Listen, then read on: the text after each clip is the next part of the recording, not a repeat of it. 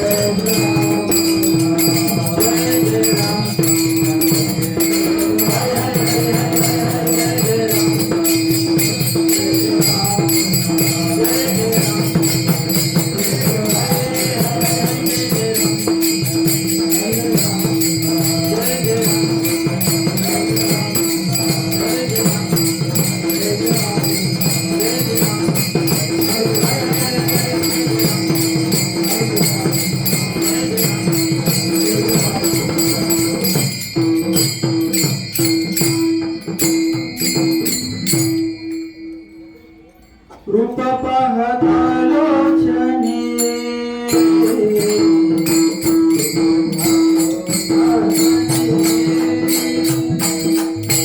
सुख झाले हो साधने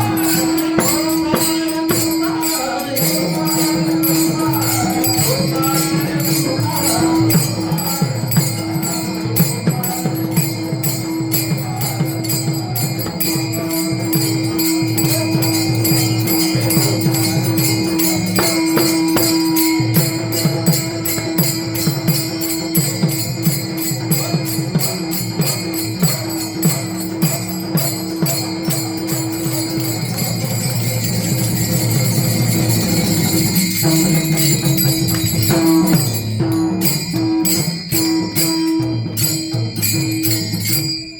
पुढे शिरागड होय होय वारकरी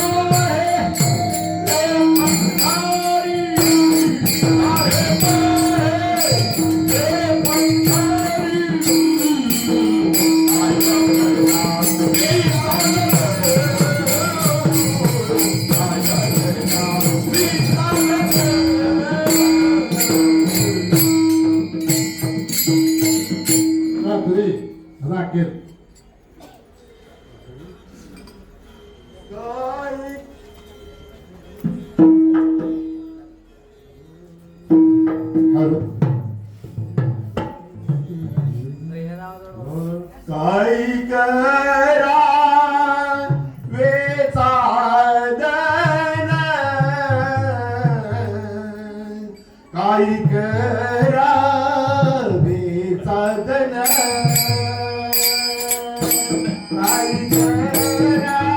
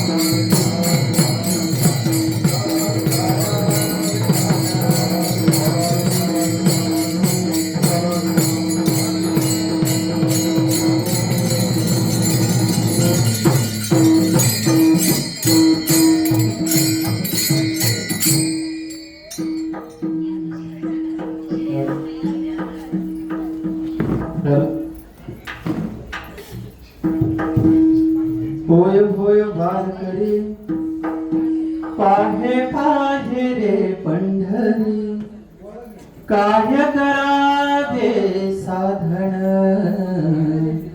फळ अवघेची अभिमान नुरे कोड अवघेची पुरे काय करावे साधन फळ अवघेची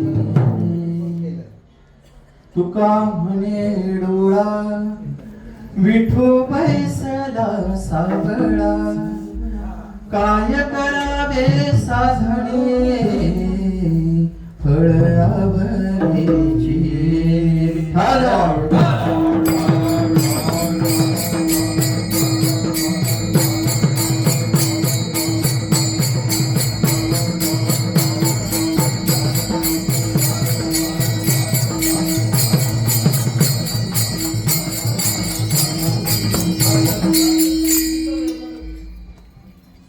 महायोग पीठे तटे भीमरथ्यम वरं पुंडरीकाय दातुं मुनीन्द्रे समागत तिष्ठन्तमानन्दकन्दं परब्रह्मलिङ्गं भजे पाण्डुरङ्गं कैलासराणा शिवचन्द्रमौळी फणेन्द्रमाथा मुकुटी झळाळी कारण्य सिंधू भवदुःखहारी तुझवीन शंभो मज कोण तारी सर्व मंगल मांगल्ये शिवे सर्वार्थ साधिके शरण्ये त्र्यंबके गौरी नारायणी नमोस्तुते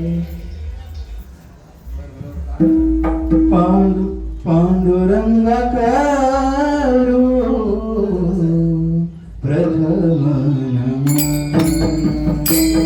पांडुरंग करू प्रथम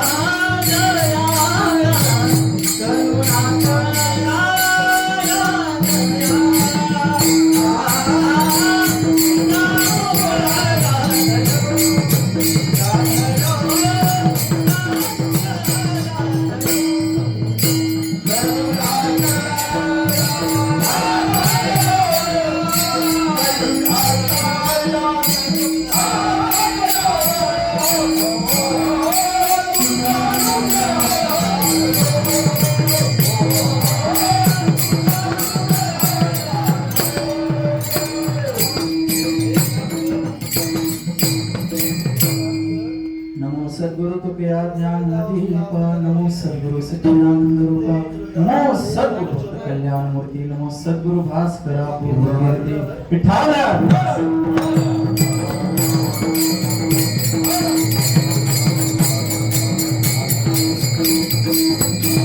होय होय वारकरी पाहे पाहे रे पंढरी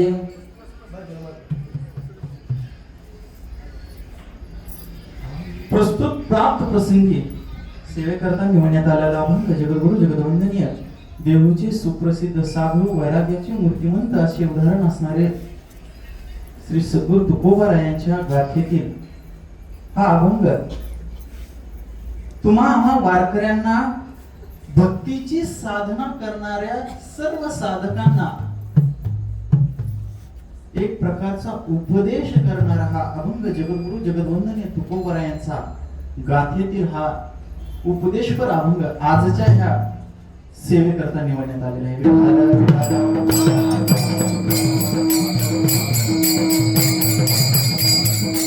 या अभंगामध्ये जगद्गुरु तुकोबाराय सांगतात की ह्या जन्माला येऊन ह्या मृत्यू लोकांमध्ये जन्माला येऊन जर पारमार्थिक कल्याण साधायचं असेल तर त्या पारमार्थिक कल्याण साधण्यासाठी आपल्याला काही साधनांचा अवलंब करावा लागतो आणि ते साधन म्हणजे काय तर ते एकमेव या कलियुगातील साधन म्हणजे वारकरी. तुकोबाराय अभंगामध्ये सरळ सरळ मुद्दा मांडतात की होय होय वारकरी पाहे पाहे रे पंढरी. साधने काय करावी साधने फळ अवघेची म्हणजे काय साधन करायची आहेत की प्रत्येक साधन करण्यापेक्षा हे जर साधन केलं तर याच्यापेक्षा दुसरं फळ तुम्हाला कोणतेही मिळणार नाही. फळ अवघेची आणि यानंतर हे जर फळ पदरात पाडून घ्यायचं असेल तर त्या ठिकाणी अभिमान सोडणं खूप गरजेचं आहे. अभिमान नोरे फळ अवघेची पुरे म्हणजे या ठिकाणी या साधनांचा अवलंब केल्यानंतर या ठिकाणी आपल्याला स्वतःच्या मनामधला स्वतःच्या ह्या षडविकारापैकी असणारा एक जो आहे अभिमान, या अभिमानाचा आपल्याला त्याग करावा लागेल. आणि हा जर अभिमान आपण त्यागला तर जो काय इच्छित फळ आहे किंवा इच्छित मनोवांछित जे काय मानस आहे भक्तीचा जो योग्य मार्ग आहे तो मार्ग आपल्याला मिळाल्याशिवाय या ठिकाणी राहणार नाही असं तुकोबाराय सांगतात. आणि ज्या वेळेस आपण परिपूर्णपणे यामध्ये उतरू त्यावेळेस आपल्याला प्रत्यक्ष पांडुरंग आपल्याला या ठिकाणी साक्षात्कार दिल्याशिवाय राहणार. तुका म्हणे डोळा विठू बैसला सावळा म्हणजे भगवंत तुमच्या हृदयामध्ये तुमच्या त्या डोळ्यामध्ये तुमच्या ह्या भक्तीमध्ये एकरूप होऊन तुम्हाला ह्या भक्तीचा योग्य मार्ग दाखवून तुम्हाला त्या भक्तीच्या मार्गावर घेऊन या नरदेहामध्ये आलेल्या देहाचं सार्थक करण्याचं कार्य या तुकोबारायांनी सांगितलेल्या या साधनांमध्ये आहे.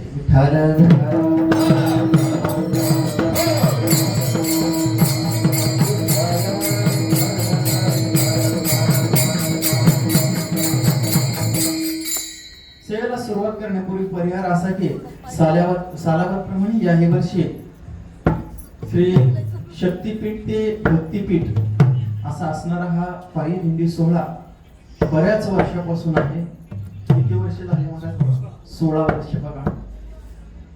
16 वर्षाचा आजचा हा 16वं वर्ष आहे.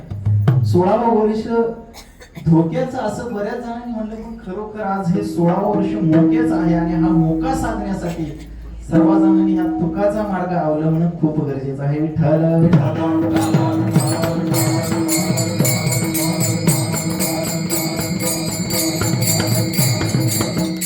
आणि हाच पायी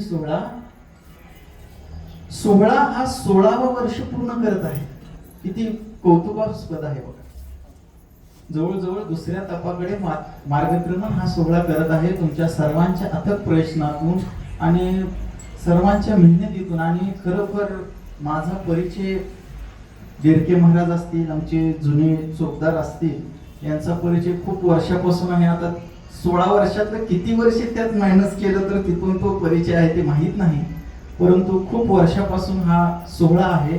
आणि हा दिंडी सोहळा एवढं मोठं होण्याचं कार्य म्हणजे एवढं मोठं होण्याचं एक प्रकारचं कारण म्हणजे की यांचं जे नियोजन आहे त्या दिंडीचं नियोजन खूप सुंदर आहे. गेल्या वर्षी पंढरपुरात ऑन ड्युटी मी आलो होतो आणि तो सोहळा पाहिल्यानंतर माझे डोळे अगदी दिपून गेले. जे काय पुढे जे काय स्क्रीन वगैरे लावलेले होते आणि प्रत्येक असे ऑपरेटर वगैरे सगळे, म्हणजे या सोहळ्यामध्ये एवढे यांनी डोकं लावले महाराजांनी ह्या की कुठंच नाडायचं नाही. सगळं भांडवल यांच्याकडे आहे. तुमच्या सोहळ्यात सगळं आहे, सगळे ऑपरेटर आहेत, आचार्य आहेत, बरेच कलाकार सगळे याच सोहळ्यात. म्हणजे जसं आमच्या एसटी महामंडळाचं कसं असतं, गाड्याही आम्हीच रिपेअर करतो, ऍक्सिडेंट आम्हीच हँडल करतो, गाड्याही आम्हीच बनवतो, तसं एक प्रकारचा जो परिपूर्ण असा जो साठा आहे तो साठा तुमच्या दिंडीचा झालेला आहे. आणि मला वाटतं हा साठा एवढा परिपूर्ण झालेला आहे, खऱ्या अर्थानं आज 16 वर्ष पूर्ण व्हायला तुम्ही आज हक्कदार आहात त्याचे. कारण की फक्त दिंड्या काढणे, वर्षातून जाऊन येणे, आपली दिंडी पोच करणे आणि जो काही नियम आहे तो नियम आपला चालवणे एवढंच नाही, तर या लावलेल्या वृक्षाला, लावलेल्या रोपट्याला वृक्षात रूपांतर करून त्या वृक्षाची फळं आज पुढच्या पिढीकडे सुपूर्तपणे सुखरूप पोहोचवण्याचं काम तुम्ही सर्वांनी केलेलं आहे. त्याबद्दल खरंच खूप तुमचं आभार मानतो. आणि हा सगळा डोलारा सांभाळायचं किंवा हा विस्तार वाढवायचं काम सोपं नाही. आई जगदंबेचा आशीर्वाद तुमच्या पाठीमागे आहे. आणि त्याच अनुषंगाने मला यावर्षी कीर्तन सेवेची संधी गिरके महाराजांनी मला दिलेली होती.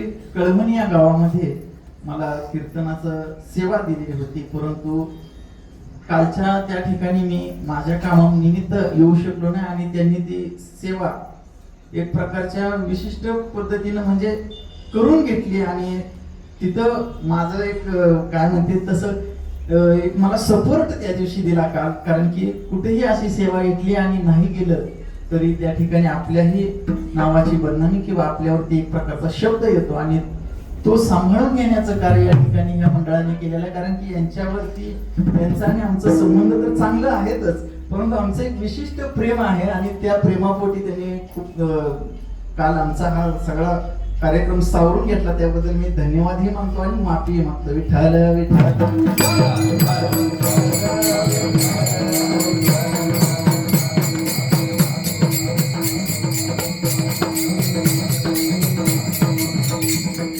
आणि सेवेला सुरुवात करत असताना मी सांगतो की कीर्तन सेवा टायमिंग मध्ये मी घेत आहे, टायमिंग मध्ये मी संपवत आहे, जास्त काय लांबवणार नाही. सुटकेचा निश्वास सोडला तरी काय हरकत नाही. आणि बऱ्यापैकी सगळे येऊन बसलेले आहेत कीर्तन ऐकायला. आणि जे काही चुकूनही कोणीतरी चुटका मारलेला असेल, झोपलेले असतील, तर त्याने उठून सुरुवातीपासून एकदा झोपावं अशी मी त्यांना विनंती करतो. कारण की या ठिकाणी आता बघा चोपदार महाराज सगळे जमवत होते, सगळे पुढे बसा करत होते, सगळ्यांना बसवायला या ठिकाणी सांगत होते. आलं लक्षात? सगळ्यांना बसायला या ठिकाणी सांगत होते, कारण की आपल्याला स्टेज उपलब्ध करून देत होते. आपल्याला पुढचं शीट किंवा समोर जिथं दिसतंय चांगलं, जिथं ऐकायला येते ती जागा उपलब्ध करून देत होते. कारण की ही आज वारकरी संप्रदायावरती खरंच एक प्रकारचं बसवण्याची वेळ किंवा वारकरी संप्रदायामध्ये ही करण्याची वेळ येण्याचं कार्य बघा. आज मागच्या महिन्यामध्ये तुम्हाला माहित असेल, तरुणांना तर माहितच आहे की पुष्पा पिक्चर निघाला होता, पुष्पा, आणि अक्षरशः तिकीट मिळत नव्हती. बसायला थिएटरला तिकीट मिळत नव्हती. अक्षरशः तिकीट नाही म्हणून थिएटरला पडद्याला चिटकून बसले, डोळ्यातून पाणी येईपर्यंत पिक्चर बघितला, पण पिक्चर काय सोडलेला नाही. आज चोपदाराला जर तिथं उभा राहायची वेळ आली असती, तिथं गरजच नाही ना चोपदाराची. कारण की मानवाला स्वतःचं कल्याण कशात आहे हे अजूनही कळलं नाही. कलियुगातील उत्तम उदाहरण म्हणजे पुष्पाचं जे फुल झालेलं थिएटर. आलं लक्षात? आणि आज मला माहित आहे सगळ्यांना कंटाळा आलेला आहे, मला माहिती आहे सगळ्यांना कंटाळा आलेला आहे, पण तरी सुद्धा एवढं तुम्हाला मी जाग करू इच्छितो की आपल्याला संसाराचाच कंटाळा आला म्हणून भगवंताकडे चालू, एवढं लक्षात ठेवा.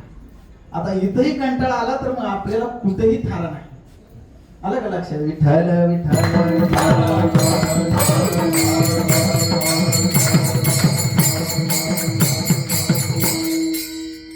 जगद्गुरु तुकोबरायांनी या अभंगामध्ये वारकऱ्यांची या ठिकाणी एक प्रकारची आचरणाची मांडणी आपल्या अभंगामध्ये केलेली आहे.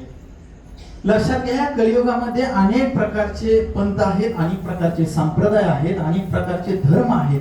परंतु या ठिकाणी वारकरी धर्म ह्या जगापुढे आणण्याचं कार्य संतांनी केले आहे. आणि संत आपल्याला त्यांच्या अभंगामधून काय करत असतात? उपदेश देत असतात. उपदेश देण्याचा अधिकार, उपदेश करण्याचा अधिकार असतो तो फक्त संतांना असतो, कीर्तनकारांना नाही. कीर्तनकार एक वेळेस उपदेश देईल, पण उपदेश करण्याचा अधिकार कीर्तनकाराला नाही. कीर्तनकाराला फक्त सेवा करण्याचा अधिकार त्या ठिकाणी आहे. मग उपदेश करण्याचा अधिकार संतांना कशासाठी आहे? कारण की संतांनी काय केलेलं आहे, या ठिकाणी येऊन भगवंताची ओळख पटवून भगवंतांनी चालवलेल्या त्या मार्गाचा, चालवलेल्या त्या सृष्टी नियमाचा मार्ग त्या तुम्हापर्यंत पोहोचवलेला आहे. का त्या संतांना तेवढा अधिकार आहे? कारण त्या संतांनी ह्या भगवंताला एवढं जाणलेलं आहे की भगवंताला त्या संतांची सेवा करण्याचा सुद्धा लाभ घेऊ वाटलेला आहे. आणि त्या संतांची सेवा त्या भगवंतांनी केल्यामुळे ते संत तेवढ्या ताकदीचे आहेत. नाथ महाराजांचं सांगायचं झालं तर श्रीखंड्यानं कावडीवर पाणी वाहिलं नाथ महाराजांच्या घरी. वैकुंठाची मूर्त, वैकुंठाची मूर्त, वैकुंठाची मूर्त एकनाथा घरी. वैकुंठाची मूर्त, वैकुंठाची मूर्त, वैकुंठाची मूर्त एकनाथा घरी. वैकुंठाची मूर्त, वैकुंठाची मूर्त, वैकुंठाची मूर्त एकनाथा घरी.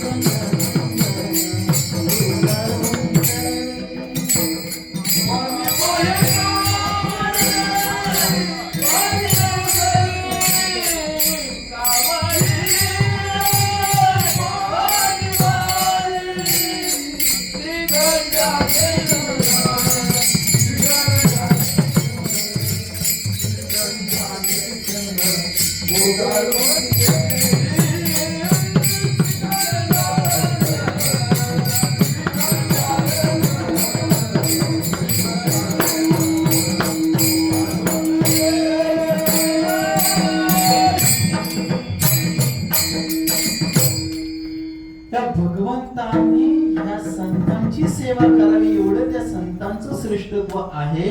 त्यामुळे त्या संतांना आपल्याला उपदेश करण्याचा पूर्ण अधिकार आहे. एवढंच नव्हे तर तुकोबारायांच्यासाठी सांगायचं झालं तर तुकिता तुलनेसी ब्रह्म तुकासे आले मनाने रामेश्वर चरणी. तुका विष्णू मोहे तुझा, जगद्गुरु तुका अवतार नामयाचा संप्रदाय सगळ्यांचा येतो. म्हणजे या ठिकाणी तुकोबरायांचं महत्व एवढं आहे. त्या महत्वाच्याही पलीकडे तुकोबरायांचं अस्तित्व खूप मोठं आहे. ते शब्दात मांडता येत नाही. आणि त्या अशा सामर्थ्यवान पुरुषांनी आपल्याला उपदेश करावा म्हणजे आपण सुद्धा तितकेच भाग्यवान. म्हणून सांगायचं आहे की या ठिकाणी अनेक जडजीव असे आहेत की ते जडजीव कोणत्या मार्गाने जावं, कोणत्या मार्गाने ते कार्य करावं किंवा आपल्या ह्या नरदेहात येऊन भक्तीचा मार्ग अवलंबून मुक्तीपर्यंत कसं जावं यासाठी अनेक जण ग्रासलेले असतानाच काही जणांनी तुकोबरायांना शरण जाऊन तुकोबरायांना विचारलं, तुम्ही तर अनंत जन्माचे सुखी आहात, तुम्ही जर अनंत जन्माचे सुखी आहात तर ह्या भौतिक जगामध्ये सुख म्हणजे काय किंवा ह्या भौतिक जगामध्ये मानवी कल्याणाचा मार्ग कोणता? बघा, आध्यात्मिक दृष्ट्या जर मानवी कल्याण असेल तर आध्यात्मिक दृष्ट्या मानवी कल्याण म्हणजे तुम्ही आम्ही जे आज भक्ती करतो आहोत तेच मानवी कल्याण आहे. आणि भौतिक दृष्ट्या मानवी कल्याण आपण कशात मानतो? तर आपल्या मुलाला नोकरी लागली, गाडी घेतली, बंगला बांधला, त्याचं चांगल्या ठिकाणी लग्न झालं आणि तो पुण्यात राहायला गेला किंवा तो इतर ठिकाणी राहायला गेला, त्याचं चांगलं झालं, यात भौतिक कल्याण आपण मानणारी माणसं आहोत. ते कलियुगातील ह्या कालचक्रात ग्रासलेली आपण माणसं. परंतु त्या संतांचं तसं नाही. ज्या वेळेस आपल्याला हा भक्तीचा मार्ग सापडतो, भक्ती करतो, हेच खरं मानवी जीवनाचं खरं कल्याण आहे आध्यात्मिक दृष्ट्या. मी मागच्या वेळी सांगितलं होतं की बघा, आज आपण या ठिकाणी बसलेलो आहोत, परंतु या ठिकाणी ह्या संपूर्ण पृथ्वी तलावरती कुठेतरी चोरी होत आहे, कुठेतरी दरोडा पडत आहे, कुठेतरी कुठल्या तरी महिलेवरती अत्याचार होत आहे, कुणाचा तरी या क्षणी कुठेतरी खून होत आहे, कुणाला तरी या ठिकाणी या क्षणी फाशीची शिक्षा होत आहे, कुणाला तरी या ठिकाणी चोरीचा आरोप लागत आहे, कुणाला तरी या ठिकाणी अनेक प्रकारच्या विविध अशा गोष्टींनी ग्रासलेला व्यक्ती या ठिकाणी या क्षणी त्या कालचक्रात अडकलेला आहे. परंतु तुम्ही आम्ही एवढे भाग्यवान आहात की या क्षणी आपण या धर्ममंडपामध्ये आहोत आणि या धर्ममंडपामध्ये भगवंताचं नामस्मरण करत आहोत. याच्या इतकं भाग्यवान आपण कोणी नाही. कारण की याच धर्ममंडपात येणं किंवा या ठिकाणी दिंडीमध्ये चालत राहणं याच्यासारखं मानवी कल्याण आध्यात्मिक दृष्ट्या कुठलंही नाही. आणि हेच मानवी कल्याण जगद्गुरु तुकोबराय अभंगाच्या पहिल्या चरणात सांगतात.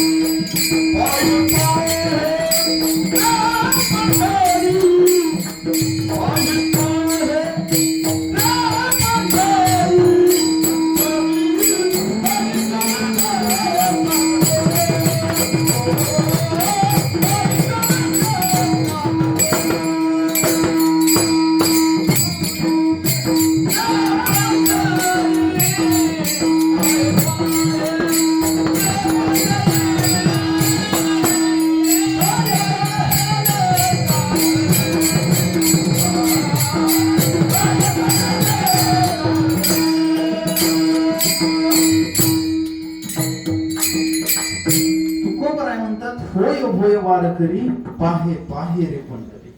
थोडक्यात मी आता जास्त चाललंय ना गाडीमध्ये, कुठं हॉटेलमध्ये चहाला सुद्धा उतरत नाही. स्टेट आता वेळ कमी आहे, अभंगाला उत्कृष्टपणे आपण काय करायचं आहे समजून घेण्याचा प्रयत्न करायचा. तुकोबराय सांगतात, होय होय वारकरी पाहे पाहे रे पंढरी. जगद्गुरु तुकोबराय त्या अभंगाच्या माध्यमातून या भौतिक कालचक्रामध्ये ग्रासलेल्या तुम्हाला एक प्रकारच्या वारकरी होण्याची किंवा भक्तीचा मार्ग दाखवण्याची या ठिकाणी काय करत आहे, अभंगाच्या माध्यमातून एक प्रकारचा प्रयत्न करत आहे. तुकोबराय सांगतात, होय होय वारकरी, वारकरी व्हा. तुकोबराय काय सांगतात, वारकरी व्हा. वारकरी व्हा म्हणजे काय, तर या वारकरी म्हणजे काय, तर या षडविकारांवरती वार करणारा. वारकऱ्यांचा खरा अर्थ काय आहे, तर काम, क्रोध, लोभ, मोह, मत्सर, माया या हे जे षडविकार आहेत त्या षडविकारांवरती वार करणारे असे वारकरी, म्हणजे त्यांच्यावरती विजय मिळवणारे असे वारकरी. मग तुकोबराय सांगत असताना होय होय हा शब्द डबल का सांगितलं? एकदा सांगून आपण ऐकणारे नाही का, वाटतंय का तसं? तरी सुद्धा त्यांनी काय सांगितलं, हे दोनदा सांगते. होय होय होय होय हा शब्द दोनदा त्यांनी वापरलेला आहे. त्याचं कारण असं आहे की होय होय वारकरी म्हणजे दोनदा नाही तर बाह्यांगानेही वारकरी व्हा आणि अंतरंगानेही वारकरी व्हा. आलं लक्षात? बाह्यांगाने सुद्धा वारकरी व्हायचं आहे, अंतरंगाने सुद्धा वारकरी व्हायचं आहे.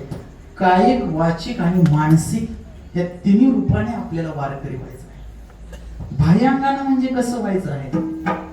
तुळशी माळ गळा हृदय कळवळा वैष्णवाचा. तर तुळशीची माळ ही गळ्यामध्ये धारण केली पाहिजे असं तो कोरायचं. तुळशीची माळ, जर तुळशीची माळच गळ्यामध्ये नसेल तर त्या माणसाला वारकरी म्हणता येत नाही. बघा आता मोठ्या मोठ्या ठिकाणी फळावरती वगैरे पंक्ती वगैरे बसल्या तर तुळशीची माळ आहे गादी बघितली जाते. एखाद्या ठिकाणी जर विना जर असला द्यायचा, आता काही ठिकाणी आता दुष्काळच होत आहे. पहिलं असं होतं की ती सप्त्यामधला विना जो आहे तो माळकरी असला तरच पाऱ्याला विना घेऊन उभा राहायचं, नाहीतर विना दिला जात नाही. आता अशी पद्धत आली, जो मंडपाकडील तोच नशीबवान मानायचा.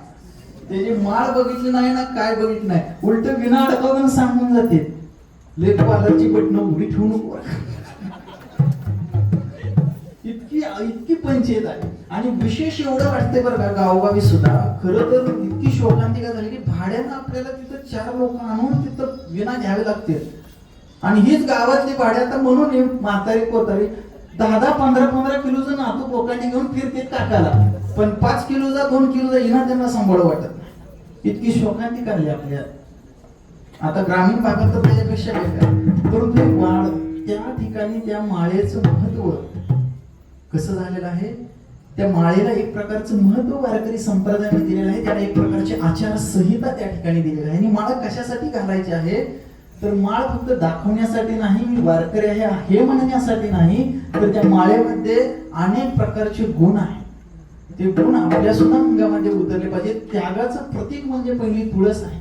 बघा भगवंताला जर नैवेद्य दाखवायचा असेल तर तुळशीचं पान त्या ठिकाणी ठेवलं जातं, कारण की त्या ठिकाणी आपण त्यागाचं प्रतीक तिला मानतो. आणि खुंटीला माळ अडकवणे हा जो शब्दप्रयोग आहे तो शब्दप्रयोग खरोखर योग्य आहे, कारण की ही नरदेहाची खुंटी आहे आणि या खुंटीला ही माळ अडकवायची. लक्षात, त्या खुंटीला ही माळ अडकवायची आहे. आणि म्हणूनच ह्या खुंटीचा जर उद्धार करायचा असेल तर घराच्या खुंटीला नाही, ह्या नरदेहाच्या खुंटीला तो ही माळ अडकवायची. आलं का लक्षात? आणि ही माळ म्हणजे ती वृंदा जी आहे तुळस, त्या तुळशीला ज्यावेळेस जलिंदर राक्षसाला ज्यावेळेस मारलं होतं एक प्रकारचा छळ करून, त्या विष्णूला वगैरे तर खूप महत्वाची मोठी कथा आहे, जास्त ते लांबवायचं नाही. परंतु त्यावेळेस शाप मिळाल्यानंतर ती हरिप्रिया झाली. आणि हरिप्रिया म्हणजे विष्णूची सर्वात प्रिय अशी ती तुळस झाली की तुम्ही कितीही अलंकार घाला पांडुरंगाला, परंतु तुळशीच्या मंजुळाशिवाय त्यांची पूजा अपूर्ण आहे.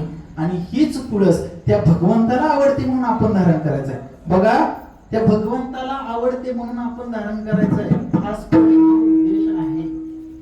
लक्षात आलं का? मी नेहमी सांगत असतो, जर आपल्या जर कोणी शेजारी पाजारी भावकीतला कोण जर आपला जर उभा राहिला त्या निवडणुकीमध्ये आणि त्याचं जर काय चिन्ह असेल वगैरे कबशी वगैरे, तर तो कबशी आपण 15 दिवस मिरवतो, गळ्यात घालतो, घरावरती लावतो. का तर आपला भावकीतला जर निवडून आला तर 5 वर्षात आपली एवढी सेवा करेल, कुटी मोटरा घरकुल सगळं देईल आपल्याला. का 5 वर्ष बिचारा सांभाळेल. कशासाठी त्याचा प्रचार प्रसार करतो तर 5 वर्षाची आपल्याला हमी देतोय. पण हा भगवंत अनंत जन्माची आपल्याला हमी देत असताना आपण त्याची निशाणी का धारण करू नये, त्याचं नाव का आपण आपल्या हृदयामध्ये करू नये, हा विचार आपण जर केला तर खऱ्या अर्थाने आपण वारकरी. पण तुकोबाराय सांगतात की होय होय वारकरी म्हणजे पहिल्यांदा बाह्यांगाने काय केलं पाहिजे तर आपण काय केलं पाहिजे, तुळशीची माळ गळ्यामध्ये घातली पाहिजे, बुक्का लावला पाहिजे, गंध कुठला तरी कपाळाला लावला पाहिजे. आणि त्या ठिकाणी वारकरी दिसण्यापेक्षा तुमच्या आचरणातून तुम्ही वारकरी ओळखायला आले पाहिजे, हे पहिल्यात महत्वाचं. तुम्ही तुमच्या आचरणातून तुम्ही वारकरी आहात असं दिसलं पाहिजे. मधुरावाणी मोठी तुका म्हणे भाव पोटी, म्हणजे तुमचं बोलणं, तुमचं वागणं, तुमचं राहणीमान तशा पद्धतीचं असलं तर आपण खऱ्या अर्थानं वारकरी शोभून दिसतो. आणि नुसतं दाखवण्यासाठी नाही. काय काय जणांची इतकी मोठे मोठे माळा असतात, होतेत का काय मला तर वाटतंय, इतके मोठे मोठे मणी असतात एका तर भाद्रानं असलं गण लावलं त्याच कुत्र त्याच्या अंगावर आलं. म्हणजे किती देखावा करावा याला आपल्याला काही प्रमाणच नाही. म्हणून सांगायचं काय तात्पर्य आहे की वारकरी हे निष्ठावंत जर झाला तर देखावा तिथं तुमच्या सावलीला सुद्धा उभा राहतो. आणि त्या ठिकाणी आपल्याला हरिपाठ करणं गरजेचं आहे. सकाळी उठल्यापासून हरिपाठ, आंघोळीचा पहिला तांब्या अंगावरती घेतल्यापासून हरिपाठ आपला चालू झाला पाहिजे. तुळशीला पाणी घातलं पाहिजे. काकडा असेल, सगळे जे वारकऱ्यांचे जे तत्व आहेत, वारकऱ्यांचे नियम आहेत, हे आपले सगळे झाले पाहिजेत. यासाठी तुकोबरा एकदा होय हा शब्द वापरतात. आणि अंतरंगातून म्हणजे तर अंतरंगातून प्रत्येक ठिकाणी भगवंताचं नामस्मरण केलं पाहिजे, त्या विठ्ठलाचं नामस्मरण केलं पाहिजे. कारण की तुकाराम महाराज म्हणतात, नाम संकीर्तन साधन पै सोपे, जळतील पापे जन्मांतरीचे.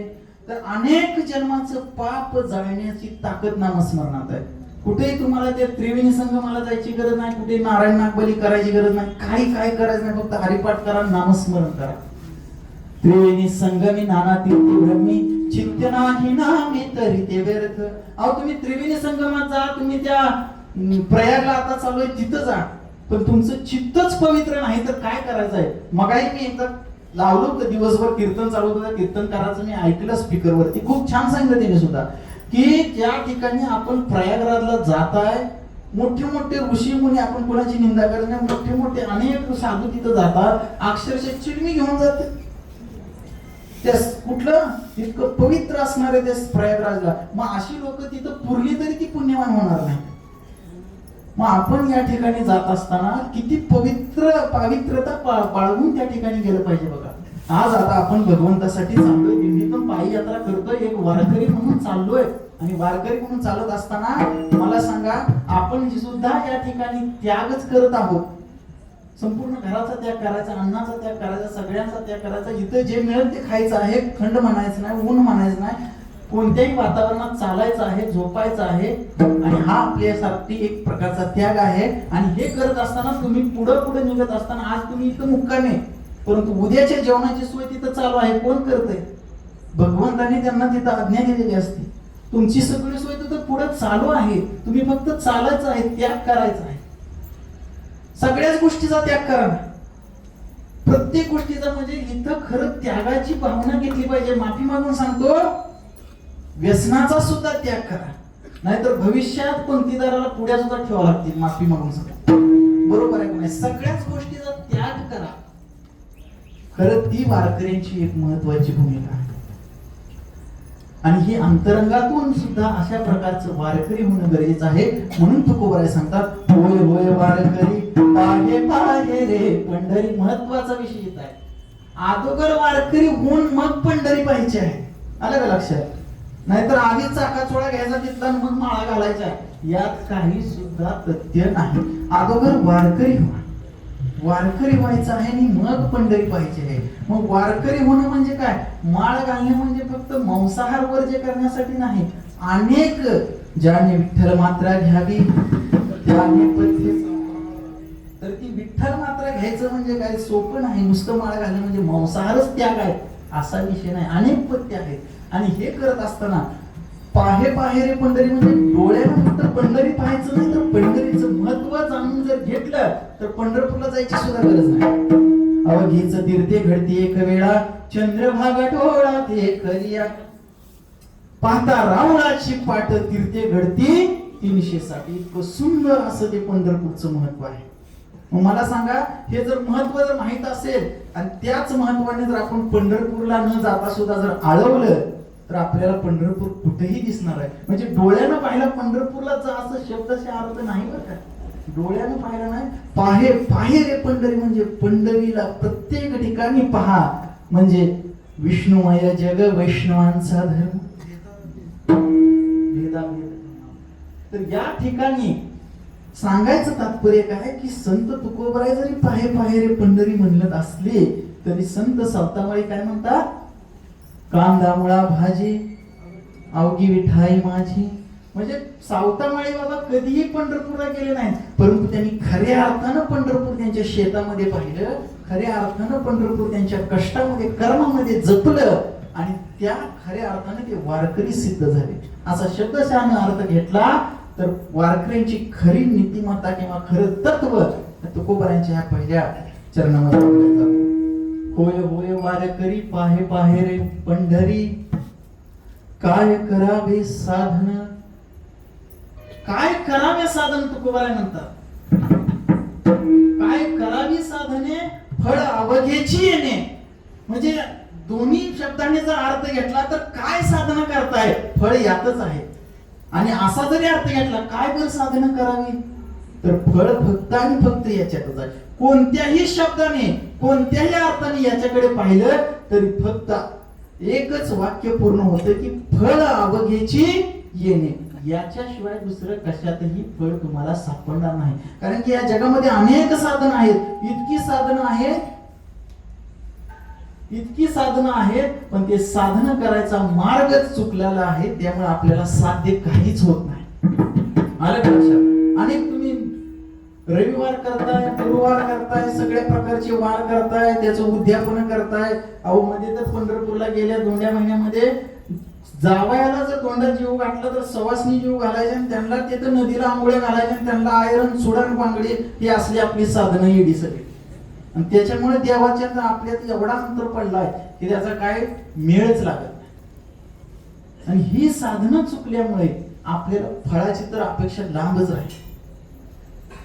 आणि म्हणून तुकोबाराय सांगतात की ही साधनं सर्व चुकीची आहेत. अनेक साधनांपैकी काही कारण साधनं करू नका, फक्त वारकरी व्हा आणि तिथं दिंडीमध्ये सामील व्हा आणि दिंडीमध्ये चालत जा. कशामुळे दिंडीत चालत जायचं आहे, कशामुळे वारकऱ्यामध्येच मिक्स व्हायचं आहे, कशामुळे भगवंताचं नामस्मरण करायचं आहे. एक जो तर बादर मला काय तुम्ही दिंडी काढली, पांडुरंगाचा फोटो मांडलाय, चाललाय पंढरपूरला, देऊला नाही, आळंदीला नाही, नाव घेताय ज्ञानोबा तुकाराम, ज्ञानोबा तुकाराम. तुमचा तर मेळ आहे का?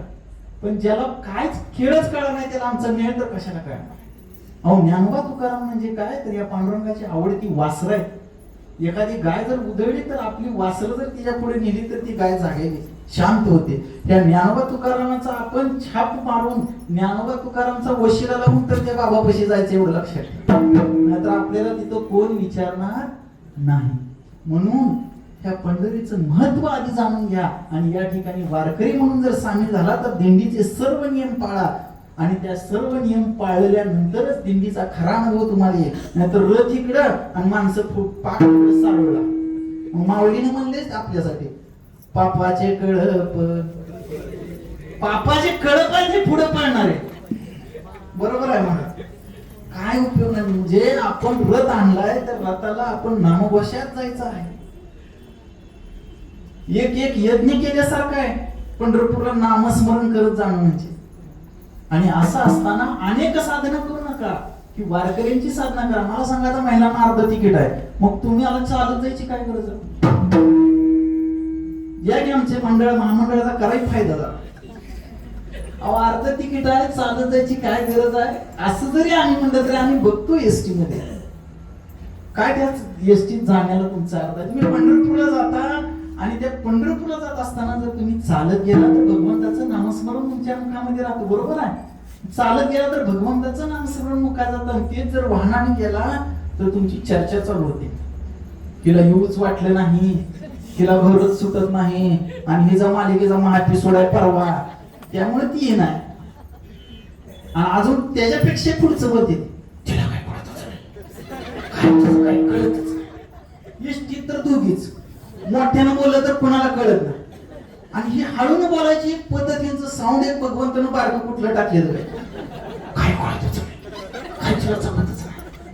ऐकणार तर तुम्हीच, माहिती तर तुम्हालाच. आणि साऊंडचा एकदमच बेस कसा कमी होतोय, कसं यांना जमतंय. आपलं तर 2 दिवस घसाच चालायला. मग मला सांगायचं काय की आपण जर ह्या दिंडीमध्ये जर गेला तरच आपल्यातून जो परमार्थाचा जो लाभ आपल्याला मिळणार आहे तो होणार आहे. आणि जर आपण कसंही आपलं गेलं येड्या बाबड्यावली तर कायच उपयोग नाही. जाताना आता मला सांगा, आपण पंढरपूरला जातो बरोबर आहे. खरं जर निष्ठावंत असाल, बघा आता महाराजांना जास्त अनुभव असेल कारण महाराज सगळ्यांचं नियोजन करतात येण्याचं. मला सांगायचं महाराज इथून जाताना गडबड करते का 12शी दिवशी येताना गडबड करते?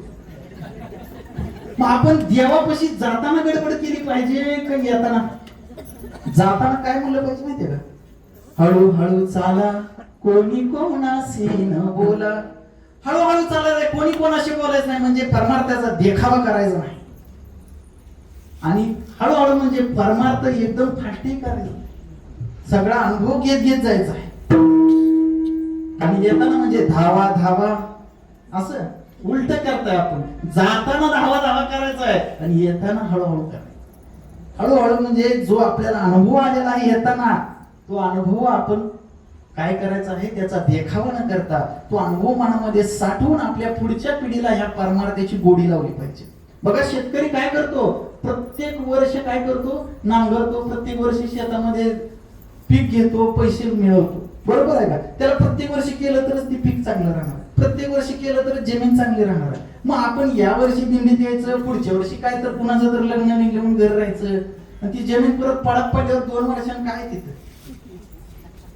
मग ह्यासाठी खंड पाडायचं नाही, मग नाहीतर त्या पटीने मग पुन्हा विठाला विठाला.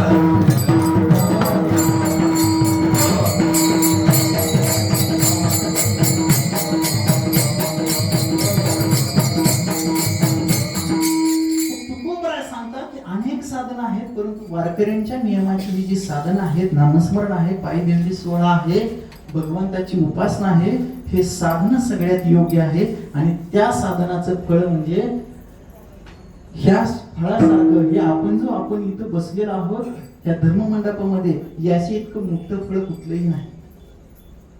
काय मोठं फळ? आज घरी झोपलेले, घरी बसलेले सुद्धा त्या प्रपंचासाठी तळमळतातच.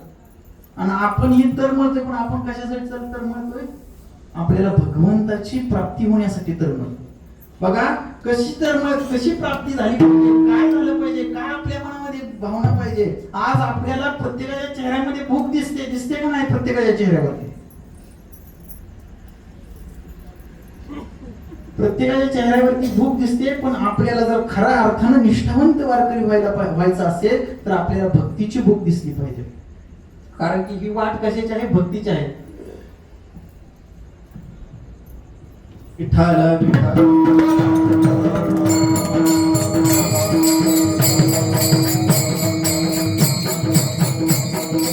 कारण की या शरीराच्या भुकीपेक्षा तिथं भक्तीची भूक खूप महत्वाची आहे. आणि ही भक्तीची भूक ज्या दिवशी आपल्याला लागेल ना, त्या दिवशी खऱ्या अर्थानं आपण निष्ठावंत वारकरी पाहिजे, झाल्याशिवाय राहत नाही. तुकाराम महाराज म्हणतात, तुका म्हणे जीवा थोर झाले सुख, तुका म्हणे जीवा थोर झाले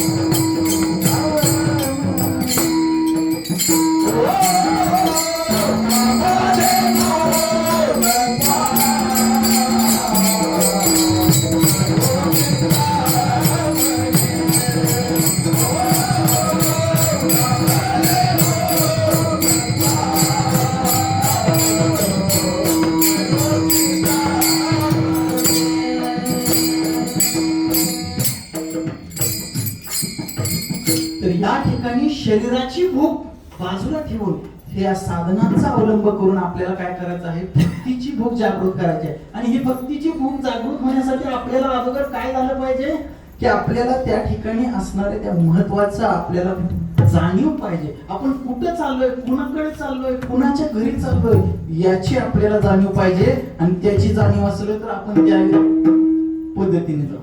जर एखाद्या चांगल्या आमदार खासदाराच्या घरी जायचं असलं तर काय खुरपण ती पिशवी घेऊन जायचं आहे. अहो आपण त्याच पद्धतीने गेलं पाहिजे. कारण की त्या ठिकाणी राहतोय कोण, आपण जातोय कुठे याची आपल्याला जाणीव पाहिजे. भीमा तीरे एक बसविल शहर, भीमा तीरे एक बसविल नगर, भीमा तीरे एक बसविल नगर, त्याचे नाव मंदर, त्याचे नाव मुखासी नारमुजाच्या सुरेला वाईला 16,000 वाईला 16,000 वाईला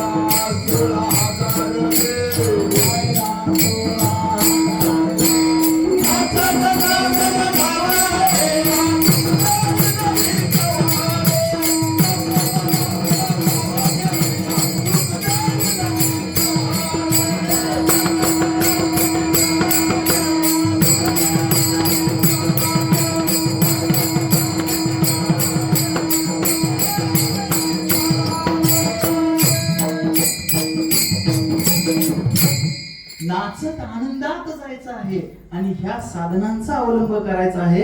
तर या साधनांचा अवलंब केल्यानंतरच आपल्याला खऱ्या अर्थाच्या फळाची आणि भक्तिरूप कल्याणरूप असणाऱ्या ह्या संप्रदायाची आपल्याला ओळख झाल्याशिवाय राहणार नाही. विठ्ठल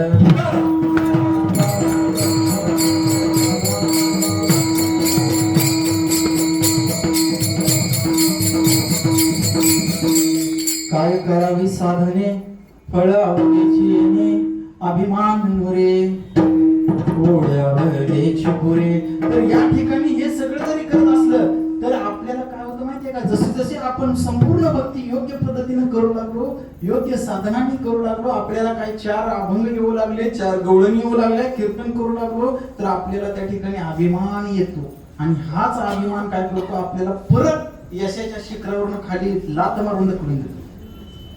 त्यामुळे त्या ठिकाणी अभिमान पाळायचा. एकदा काय झालं, सत्यामध्ये महाराजाला बोलवलं, कीर्तन करायच्या अगोदर महाराजांनी, महाराज जेवण वगैरे नाही, कीर्तन झाल्यावर जेवण करतो.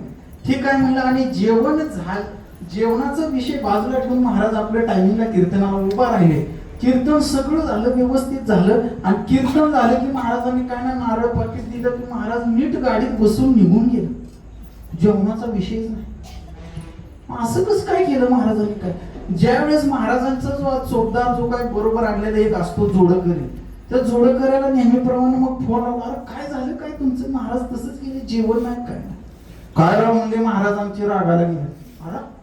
रागाला गेले साधी तुम्ही बिस्लरीची बाटली सुद्धा ठेवली नाही म्हणजे, साधी तुम्ही बिस्लरीची बाटली सुद्धा ठेवली नाही.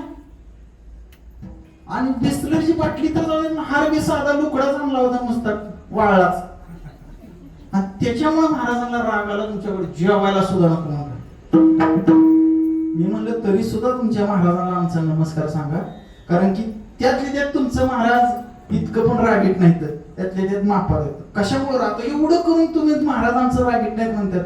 अरे नाही बाबा म्हणले, नशीब जेवण तर टाळलं, मला वाटलं पाकिट फिकीट टाळते का काय रागायला तावा.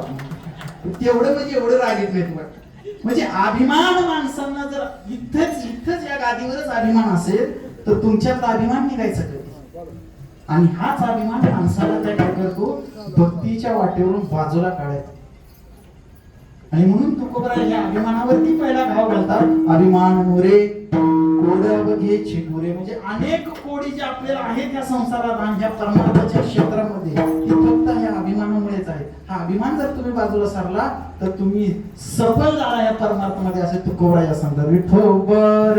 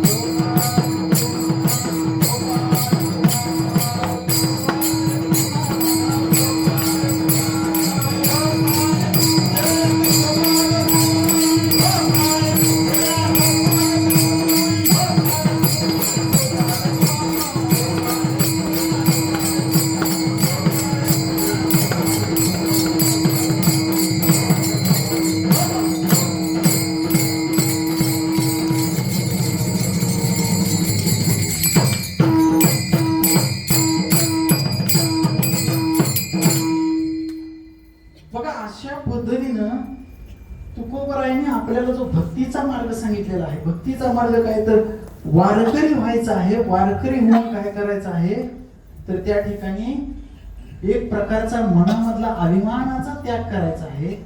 मनामधल्या अनेक कल्मशांचा, अनेक विकारांचा त्या ठिकाणी त्याग करायचा आहे. पंडिताला एक सात्विक दृष्टीनं निहाळायचं आहे.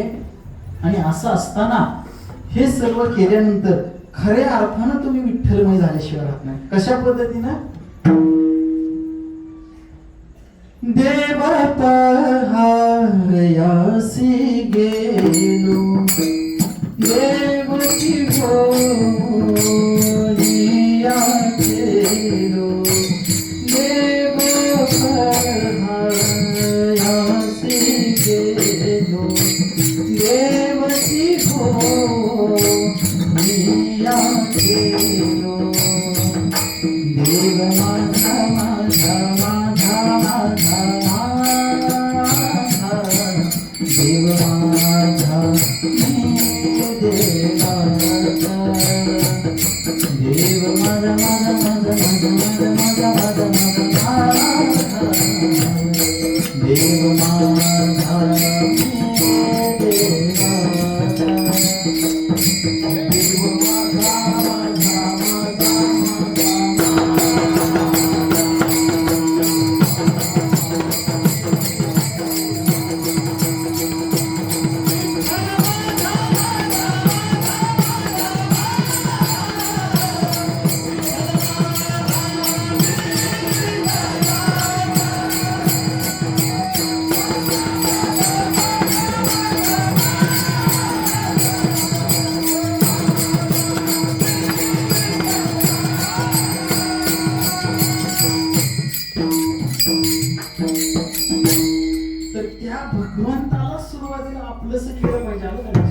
भगवंताला जर आपलंसं केलं आणि त्या भगवंताला आपल्या हृदयात साठवलं तरच भगवंत एक प्रकारच्या आपल्या हृदयाच्या सिंहासनावरती बसतात. त्या अपंगाच्या शेवटच्या चरणात तो पोरायचा.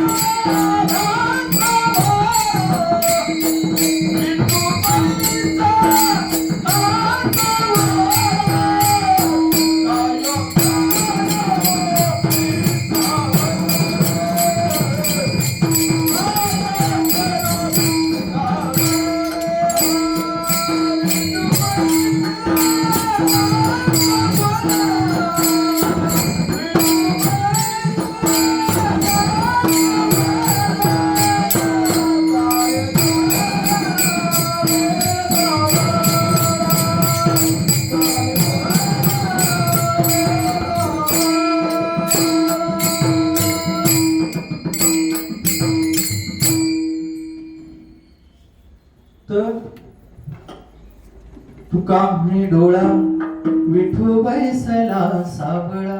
ह्या हृदयामध्ये डोळ्याचा या ठिकाणी तुकोबारांनी वापर केलेला आहे. तर ज्ञान हा माणसाचा तिसरा डोळा आहे आणि ह्या ज्ञानाच्या माध्यमातून त्या भगवंताला आपल्याला ह्या हृदयामध्ये स्थान द्यायचं आहे. आणि ते ज्ञान कशाचं पाहिजे तर भक्तीचं पाहिजे, ज्ञानाचं पाहिजे. कोरडं ज्ञान उपयोगाचं नाही. भक्ती प्रेमा बिन ज्ञान नको देवा, भक्ती प्रेमा बिन ज्ञान नको देवा, भक्ती प्रेमा बिन ज्ञान नको देवा, भक्ती प्रेमा बिन ज्ञान नको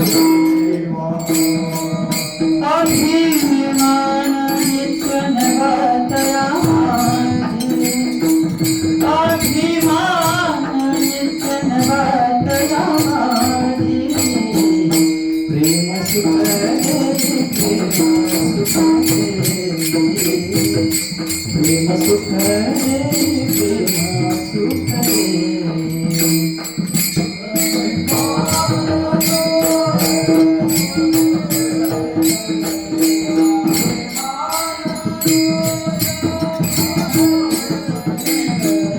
प्रेमा सुखा दे प्रेमा सुखा दे